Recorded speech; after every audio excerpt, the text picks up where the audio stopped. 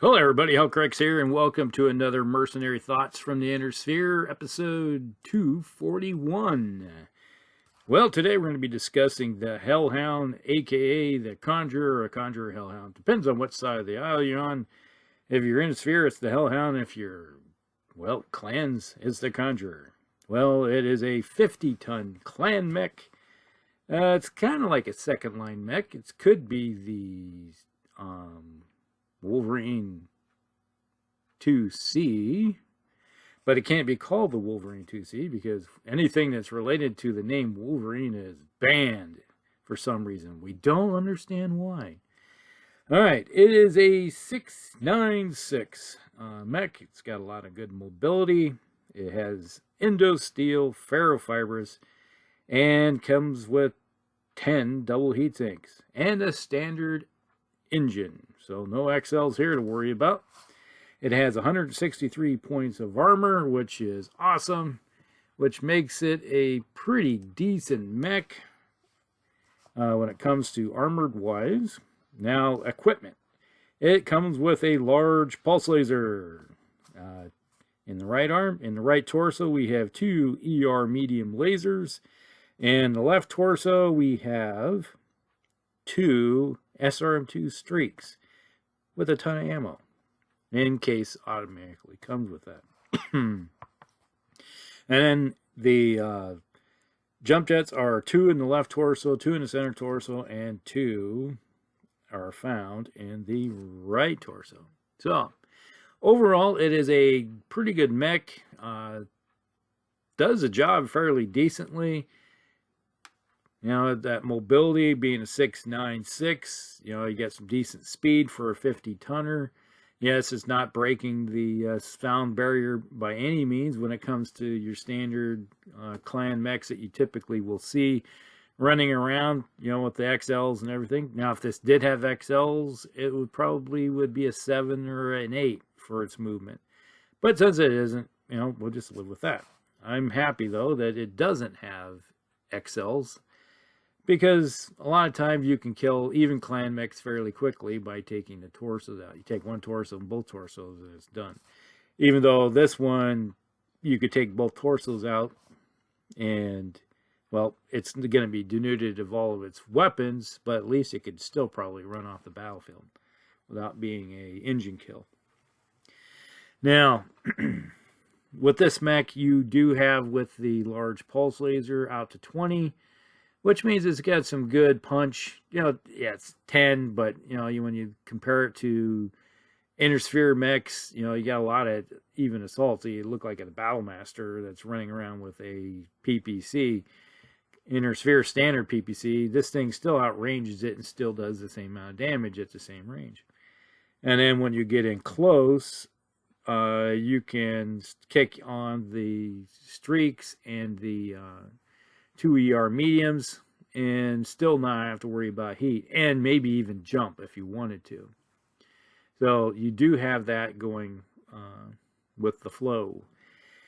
Now, when it comes to being its primary role, it's more of a flanker. It's more of a cavalry style mech. Like I said, it's not pure scout by any means. It's just a good flanker that gets around on the flanks. Punches a few holes here and there, or helps punch holes with that pulse laser. If you're running around with a standard, let's say 3-4 pilot with that pulse laser, yeah, you're probably going to hit more often than not.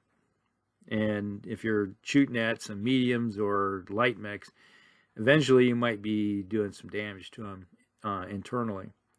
And if you're going after some of the heavies, along with its star mates, wolf pack this thing together with those others, and like with some of the other mechs we've just discussed here in the last couple of weeks, yeah, they can do some good work and tear up a even medium and a heavy each turn, you know, with all the firepower they have, and not come in with a lot of cost when it comes to battle value. Now, like I said, when you get in close, you kick in the 2 ER medium lasers and those 2 streaks. Those are your streaks are your crit hunting. So you're looking for the target that's going to have some open holes, and you're hoping those little 2-point shots are going to be finding a spot and giving you a shot at those crits. So that's, the important thing about it. Now, if you're one of those types that like to tinker with it, you could remove the streaks and then go with maybe a couple more ER medium lasers and another heat sink to help dissipate that heat when you get in close. Or you could look at going with a targeting computer. If you really wanted to go crazy, it's like throw a targeting computer on this thing. That would be interesting. And then you'd still have a ton left over for a third ER medium laser. So when you get in close, you can hit them with the ER medium lasers. Even though that's probably going to be a slight decrease in the amount of firepower that you have by 1 point. But, you're taking advantage of the targeting computer. So even with a decent pilot on board and the large pulse laser out at range, you're probably going to hit more often than not again, even better. So there's some options there, but you can tinker around if you want to. It's Clan.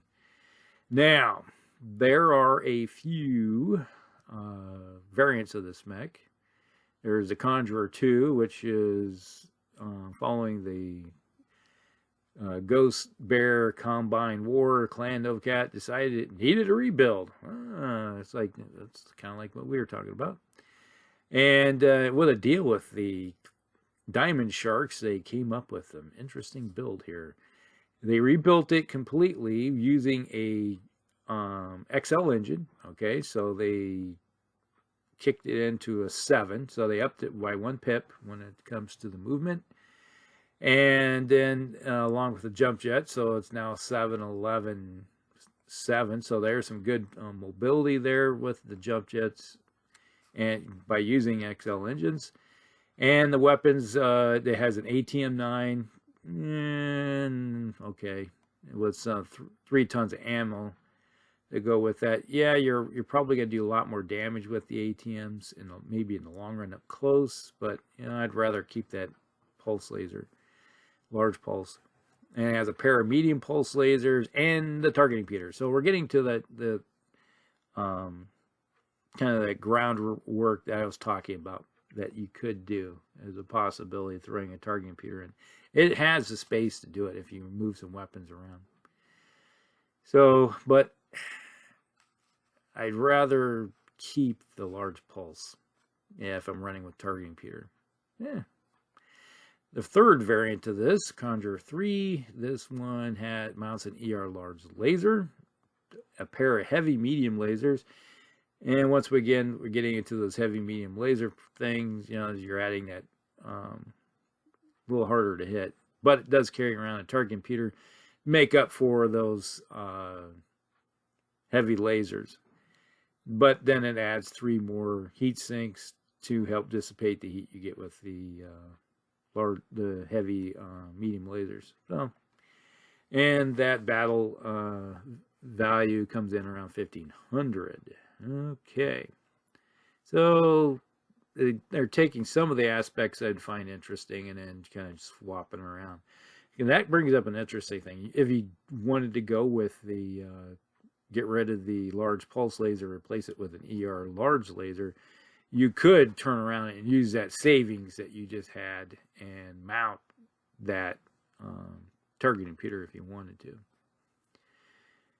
on the standard version. All right, so version 4 of the Conjurer, this one's still using the XL engine. By the weight savings of that, it adds more short-range firepower. It included 4 heavy medium lasers and 14 double heat sinks, so it adds more heat there. And then it also has a medium pulse laser, 2 streak 6s, which that's not bad. And then it has a couple light machine guns. Me personally, I'd rather have flamers, but then it also has a targeting computer. So, interesting.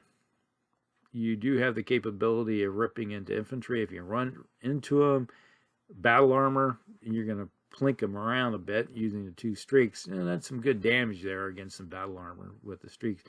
So if you add in the heavy medium lasers and the pulse and the streaks, you're going to hurt a point event elementals pretty hard. You may not eliminate them by any means, but you're going to hurt them. And they're going to know you're there. All right, Conjurer 5. This one has a pair of ATM 6s, and each one of them has a ton of ammo. So basically, you have to choose. Do you want to shoot long range, or do you want something in the middle, or do you want something that's HE up close? And a pair of ER medium lasers to back them up. So that is not what I consider a great build at all. It's like, no. The battle value of it is similar to the other ones, but I'm not, no. It just doesn't scream to me as like, yes, take that one. Then we have this Conjurer 7. What happened to number 6, I wonder? This variant trades the Streaks SRMs, the base model, for a pair of LRM 5s. Okay, that's a direct correlation. So you got 1 ton of ammo for the LRMs, and you just swap them out for a pair of LRM 5s. So now you're turning it into more of a base fire support mech. So you have the potential of doing up to 20 damage out of, let's say, 20 range. But obviously, most likely you do 16. And the average says it's going to be 16. That could be an interesting member of that. But that comes in with same battle value. Interesting. All right. And then we have version 8. This is introduced by the Wolf Empire. Start hearing the theme music from Star Wars or something. And the clan spec weapons as a stopgap solution until the clan spec weapons were produced in large amounts.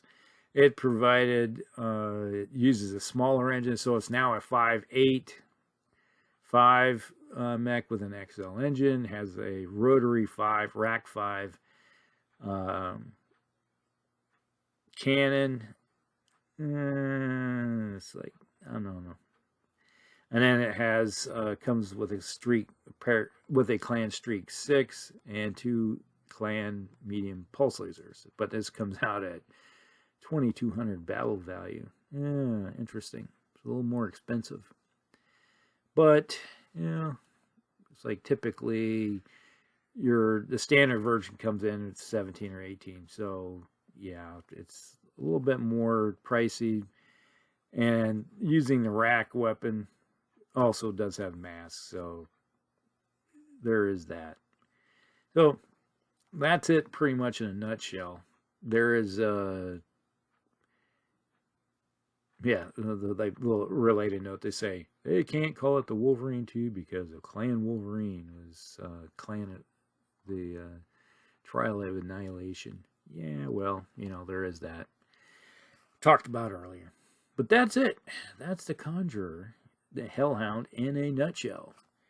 Not bad. Could be done slightly a little bit different, depending on your choice of how you like to run the mech. So there you have some options amongst all of them, all the variants to take her out and take it for a spin. All right, that's it. Hope to see you in the next one. Hellcrex out.